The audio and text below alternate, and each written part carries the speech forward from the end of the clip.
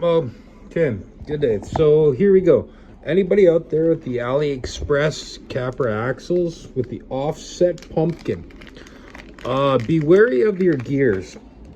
With the offset, as you can see here, right? This I have to change this gear. Now this is the regular one.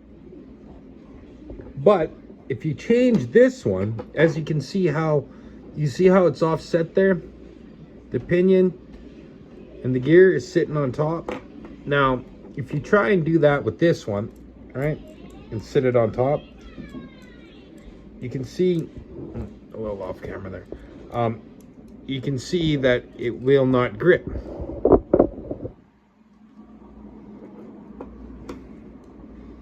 Excuse the camera work, I really gotta work. Will not grip.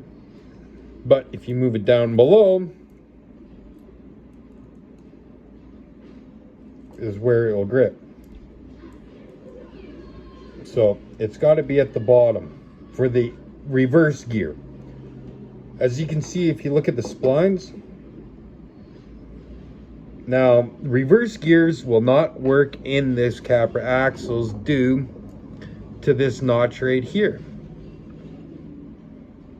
The gear will not fit in there, and this will not work with the top part here.